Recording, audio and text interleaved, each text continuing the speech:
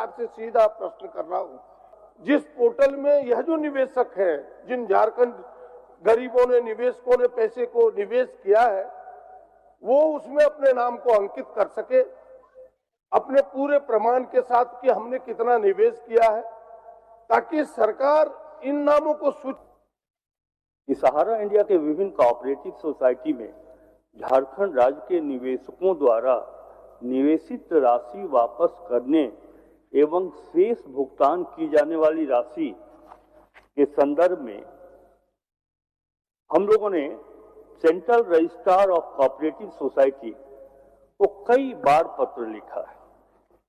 महोदय, मैं उसकी जानकारी भी माननीय सदस्य को देना चाहता हूं कि एक तो 16/12/2022 पत्रांक भी है, 17/4/2023।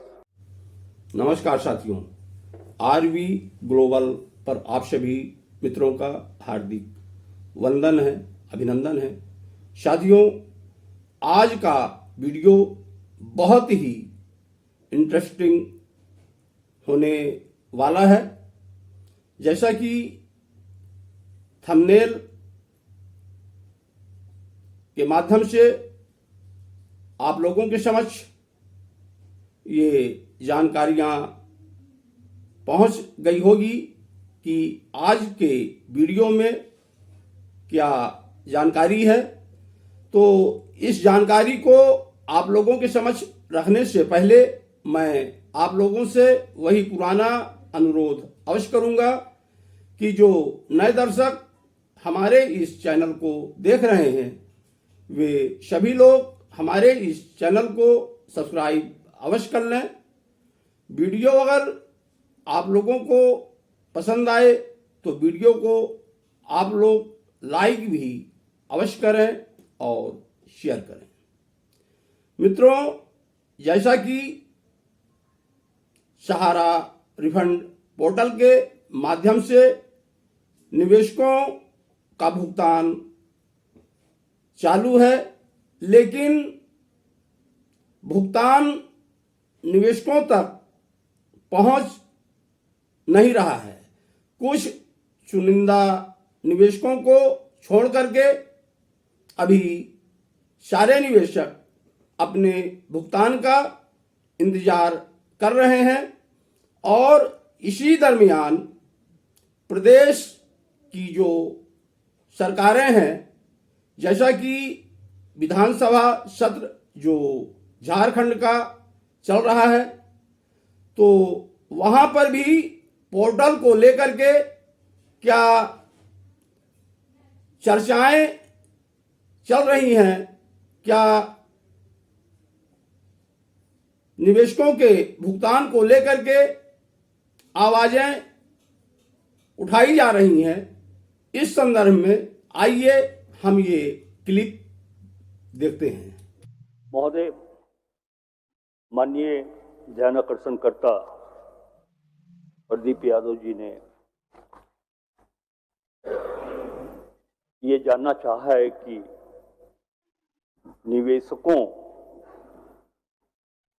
की जो राशि है और उस राशि को भुगतान कराने के संदर्भ में राज्य सरकार ने क्या दायित्वों का निर्वहन किया है। और आपने एक सुझाव भी दिया है कि इस तरह का पोर्टल राज्य सरकार के द्वारा बनाया जाए, जिसमें जितने लोगों ने निवेश किया था उनका नाम, उनकी सूची आ जाए। मैं समझता हूं कि यही भावना आपकी। महोदय, मैं आपके माध्यम से माननीय सदस्य को यह जानकारी देना चाहता हूं कि सहारा इंडिया के विभिन्न कोऑपरेटिव सोसाइटी में झारखंड राज्य के निवेशकों द्वारा निवेशित राशि वापस करने एवं शेष भुगतान की जाने वाली राशि के संदर्भ में हम लोगों ने central registrar of cooperative society को कई बार पत्र लिखा है। महोदय, मैं उसकी जानकारी भी माननीय सदस्य को देना चाहता हूं कि एक तो 16/12/2022 पत्रांक भी है, 17/4/2023, 22 जून 2023, 15 दिसंबर 2023, 9 फरवरी 2024 और 30 जनवरी 2025 और ये हम लोगों ने, राज्य सरकार ने 6 पत्र लिखा है, लेकिन अभी तक उसका कोई जवाब महोदय नहीं आया है। हम फिर संबंधित संस्था को स्मारित करेंगे कि राज्य हित में आप वो सूचनाएं राज्य सरकार को दें। मैं थोड़ा आगे भी बढ़ के कहना चाहता हूं, ये बात तो मैंने सोचा है कि जब 6 पत्रों का उत्तर नहीं आया तो क्यों ना हम राज्य सरकार के संबंधित अधिकारी को एक बार व्यक्तिगत रूप से दिल्ली भेजें और central registrar of cooperative society से यह अनुरोध करें कि 6 पत्र हम लोगों ने लिखा है, अभी तक आपका जवाब नहीं आया है, आप बताएं कि आगे की कार्रवाई आपके द्वारा क्या की जा रही है। और एक चीज है, या फिर जो सुझाव आपने दिया है, आपने ये जो सुझाव दिया है कि पोर्टल एक ऐसा सृजित किया जाए जिस पर सभी निवेशित अपने बारे में विस्तार पूर्वक कह सके। महोदय, मैं माननीय सदस्य को ये बताना चाहूंगा कि यदि राज्य सरकार के पास निवेशकों का कोई सूची नहीं है, तब हम ये प्रयास करेंगे कि इस प्रकार की व्यवस्था की जाए ताकि सभी लोगों के बारे में विस्तार पूर्वक जानकारी सरकार को भी प्राप्त हो। अध्यक्ष महोदय, मैंने सरकार को सहयोग करने का ही प्रयास किया। बिल्कुल बिल्कुल। मैंने ये कहा कि आपके पास सूची है नहीं, अगर सूची है तो सरकार कहे कि नहीं मेरे पास सूची उपलब्ध है, पोर्टल की कोई आवश्यकता नहीं है। इसीलिए हमने कहा कि आपने टोल फ्री नंबर भी दिया था, जिसमें कुछ निवेशकों ने अपने नाम भी अंकित कराए होंगे टोल फ्री नंबर के माध्यम से। इसीलिए हमने कहा कि पोर्टल। और दूसरी बात, मैं भी वही बात चाहता हूं कि आप 2 सेक्रेटरी स्तर के नोडल पदाधिकारी नामित करें जो इस समस्या के लिए सीरियस हो, गंभीर हो और इस पर लगे। और मैं कह सकता हूं आपके दावे के साथ, जिस दिन सरकार 2 सेक्रेटरी स्तर के पदाधिकारियों के इस काम के लिए नामित करेगा और उनके कदम कोऑपरेटिव रजिस्ट्रार के यहाँ जिस दिन पड़ना शुरू होगा, जो 6 पत्र आपने दिए, अगर 6 बार उनके यहाँ घंटी लोगों ने बजा दिया तो इस काम को आसानी मिलेगी, झारखंड के हक में दिला पाएंगे। ये मेरा विनम्र आग्रह होगा।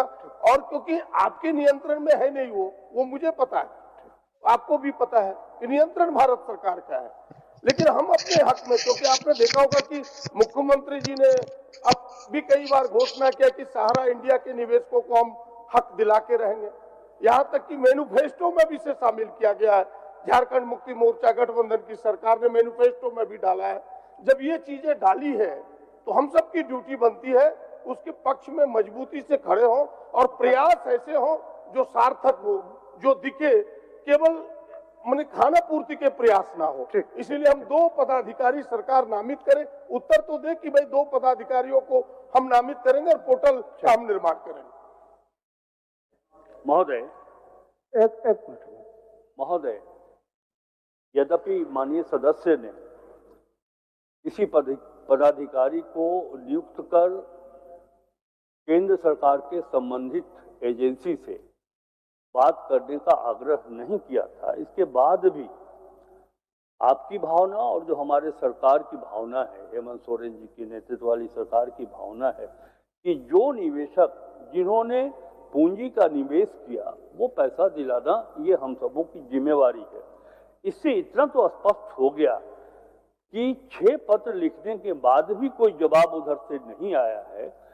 हमारे जो निवेशक हैं उन्होंने कितनी पूंजी लगाई है इसके बारे में हमारी कोई सूचना नहीं है, सारी सूचनाएं उनके पास है। हम उनसे मांग रहे हैं, उन्होंने नहीं जवाब दिया है, इसीलिए मैंने अपनी ओर से ये निर्णय लिया है। अब वो पदाधिकारी अधिकारी की संख्या 1 हो या 2 हो, 2 भी जाएंगे तो उतना ही प्रभावकारी होंगे, 1 भी जाएंगे तो उतना ही प्रभावकारी होंगे। मैं ये कह रहा हूं और मैं निर्देश भी दूंगा राज्य सरकार के संबंधित अधिकारी को कि वह जाएं और विस्तार से वहां से सूचनाएं प्राप्त